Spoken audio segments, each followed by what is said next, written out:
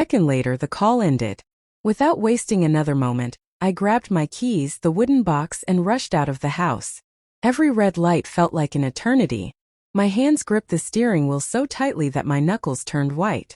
One question echoed through my mind. Was Daniel dying? Or was I already too late? When I arrived at St. Mary's Hospital, I ran through the emergency entrance, barely able to breathe.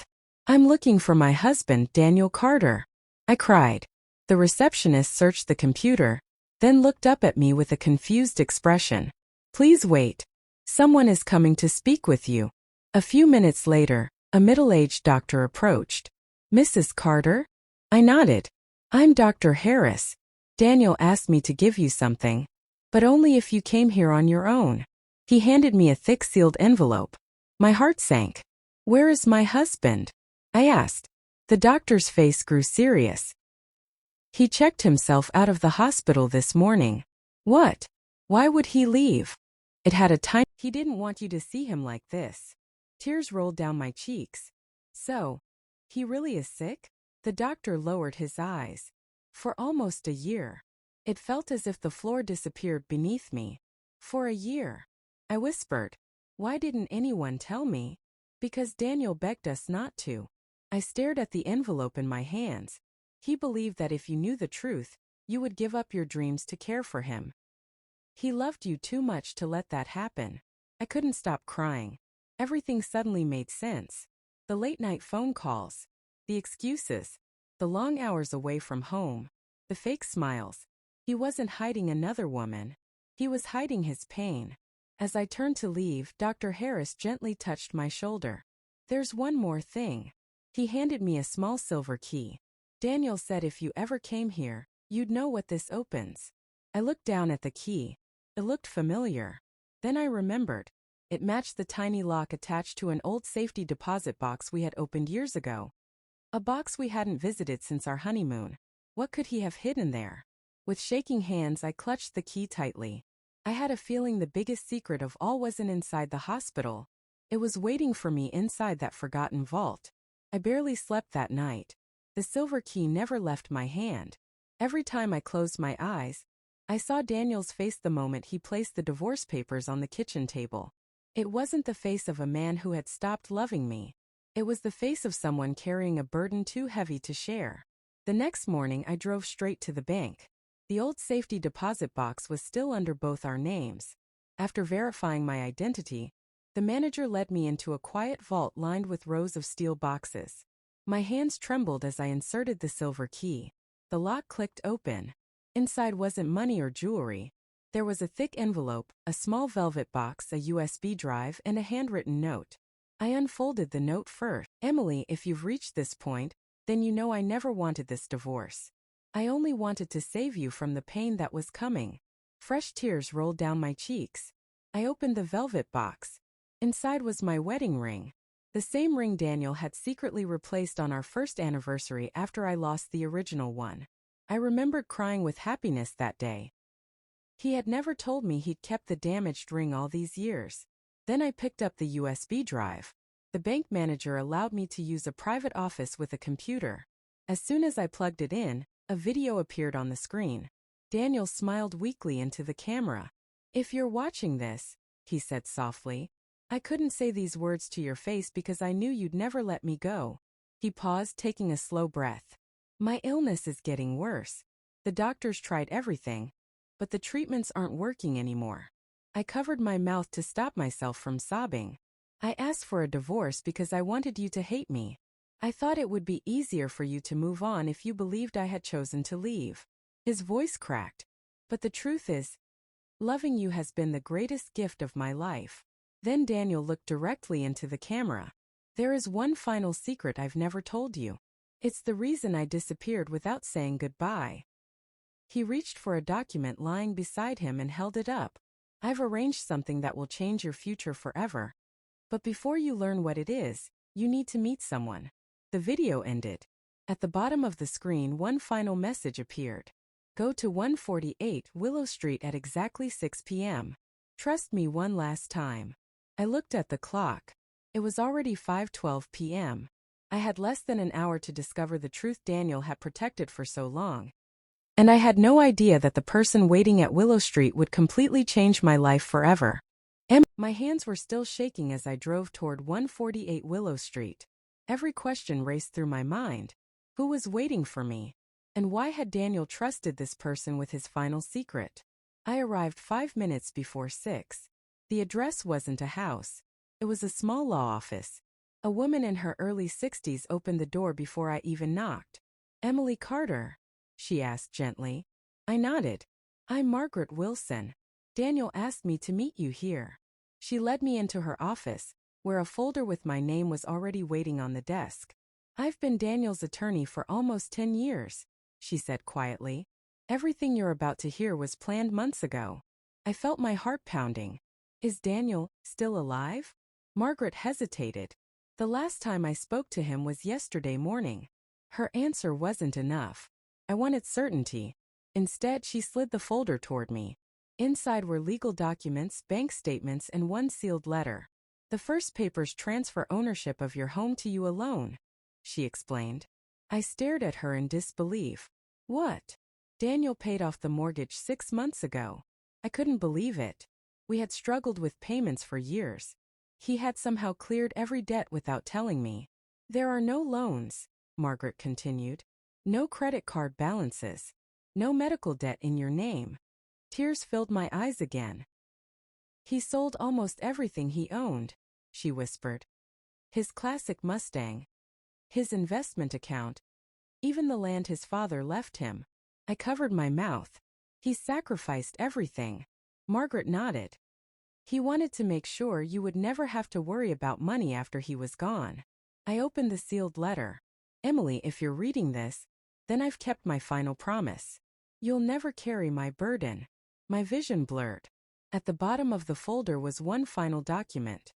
It was a life insurance policy. The beneficiary was me. The amount made my breath catch.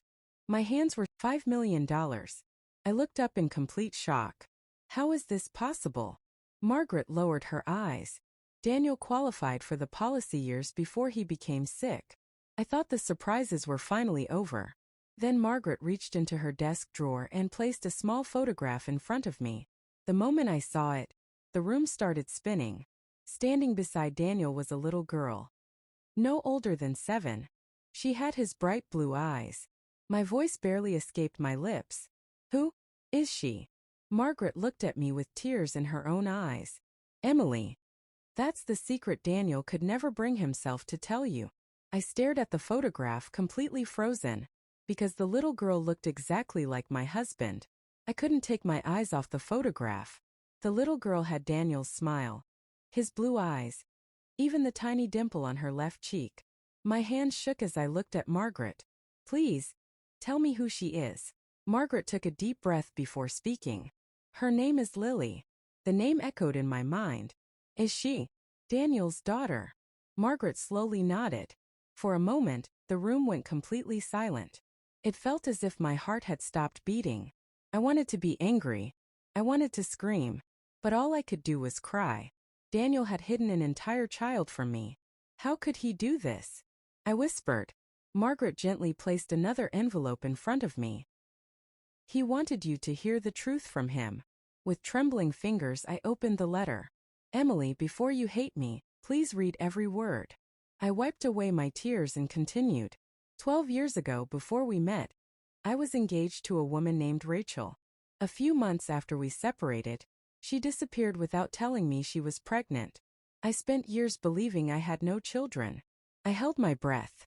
The next sentence changed everything. 8 months ago, Rachel died in a car accident. That's when social services contacted. They told me I had a 7-year-old daughter named Lily. Tears streamed down my face. Daniel hadn't cheated on me.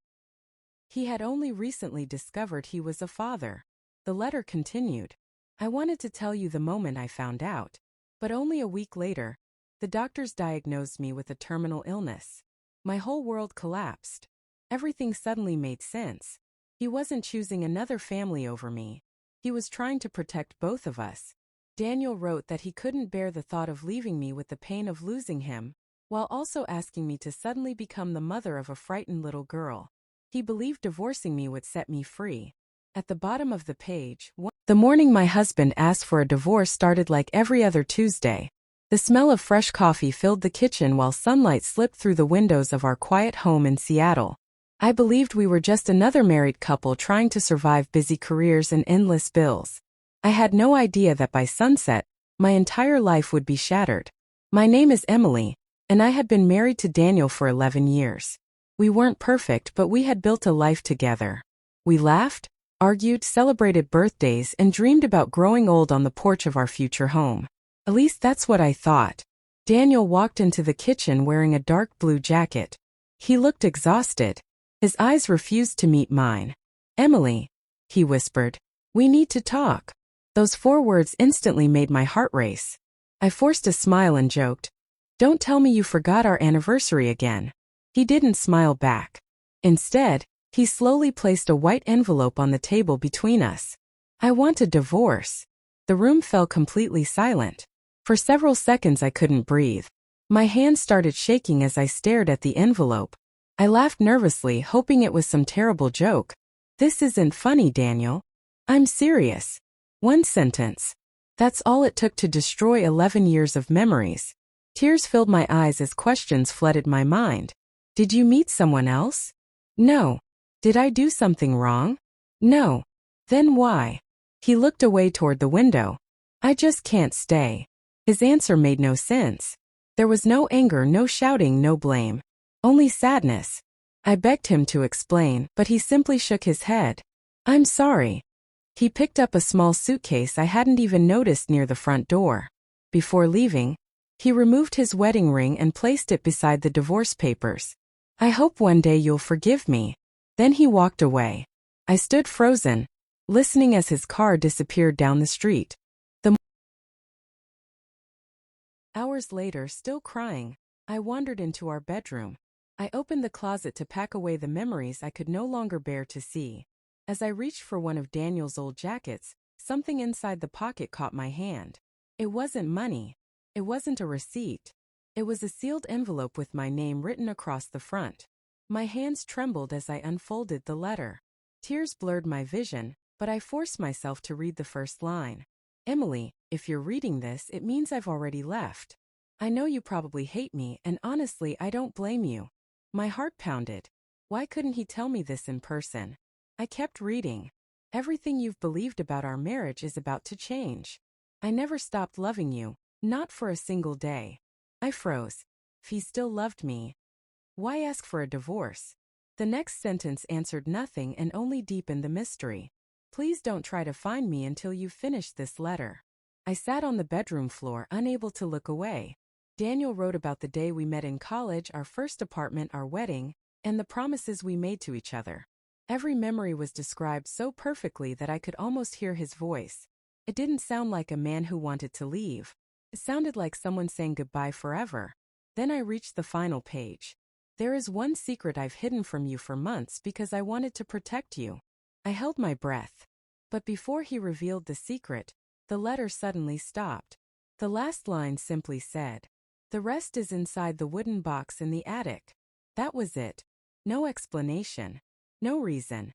Just a wooden box I had never heard of. I wiped away my tears and climbed the narrow stairs to the attic. Dust covered everything. Old holiday decorations, broken furniture, and boxes from years ago were stacked against the walls. For nearly 20 minutes I searched every corner. Then I saw it. A small wooden box tucked behind. It had a tiny brass lock. But it wasn't locked. I slowly lifted the lid. Inside were dozens of hospital bills, medical reports, and prescription bottles with Daniel's name on them. My stomach dropped. The date on the first report was almost 8 months old. How had he hidden this from me? I picked up the doctor's letter. The words on the first page made my blood run cold. "Patient has been diagnosed with an aggressive and life-threatening illness." I couldn't breathe. The room spun around me. Was this the reason he wanted a divorce? Or was there something even worse he hadn't told me? As I reached for the next document, my phone suddenly rang. The screen showed an unknown number. When I answered, a calm voice said only one sentence. "If you want to see Daniel alive again, Come to St. Mary's Hospital immediately. My heart nearly stopped. Who is this? I shouted into the phone, but the line went silent. A second later, ran into the hallway and threw her arms around me as if she had known me forever. You came, she cried. I hugged her tightly. I'm here now. She took my hand and led me into the living room. Daniel was lying on an old sofa beneath a blanket. His face was pale, and an oxygen tank stood beside him. When he slowly opened his eyes and saw me, tears filled them instantly. You weren't supposed to come, he whispered. I knelt beside him. After everything we've been through, how could I stay away? Daniel tried to smile. I wanted you to remember me healthy. Not like this. I gently held his hand. You don't get to decide that for me. For the first time since the divorce papers appeared on our kitchen table, we cried together. I'm so sorry, he whispered. I thought leaving you would hurt less than watching me die. You were wrong, I said through tears. Loving someone means staying, even when it hurts. Daniel looked toward Lily, who stood quietly by the fireplace holding her stuffed rabbit. I was afraid she'd lose everyone. I walked over to Lily, took her small hand and brought her beside us. You won't lose everyone, I told her. Then I looked back at Daniel. I promise you this. No matter what happens, Lily will never be alone again. Relief washed across Daniel's face. He squeezed my hand with the little strength he had left. Just then his phone buzzed on the table. A message from Dr. Harris appeared on the screen. Daniel, we've found a possible experimental treatment. It's risky, but you need to return to the hospital immediately. This may be your last chance. Daniel stared at the message in disbelief. For the first time in months, there was hope. For a long moment, none of us spoke. Daniel stared at the message on his phone as if he couldn't believe it was real. An experimental treatment, he whispered. Dr. Harris called a few seconds later. Daniel, a new clinical trial just opened this morning. One patient withdrew unexpectedly, and a place became available. Your test results match the requirements. We need you here tonight. Daniel looked at me with tears in his eyes. I don't know if I have the strength. I gently held his face. You carried this burden alone for almost a year. Now let us carry it with you. Lily wrapped her tiny arms around her father. Please don't leave me, Daddy. Daniel broke down crying. Within an hour, we were back at the hospital. The doctors explained that the treatment wasn't guaranteed. It was risky, painful, and could fail. Daniel looked at me. If this doesn't work. I stopped him. No more goodbyes. We face whatever comes together. He smiled for the first time in months. The next few weeks felt like an endless battle. Some days the treatment seemed to help. Other days everything looked hopeless. Lily and I stayed beside him every single day. We laughed together, read stories, watched old family videos, and reminded Daniel that he was never alone. One morning, Dr. Harris entered the room with a smile I had never seen before. The latest scans are back. My heart pounded. The tumors have shrunk dramatically. I covered my mouth in disbelief. Daniel stared at the doctor. Are you saying? Dr. Harris nodded. The treatment is working. Tears filled every eye in the room. Months later, Daniel was finally strong enough to leave the hospital. As we walked outside, Lily stood between us, holding both our hands. The divorce papers that once ended our marriage had never been filed. Daniel had quietly canceled everything before disappearing. A few weeks later, in the same backyard where we had celebrated our 10th wedding anniversary, Daniel got down on one knee. Holding my original wedding ring, he smiled. Emily, will you marry me again? Through happy tears, I laughed. I never stopped being your wife. Lily clapped and ran into our arms as we embraced.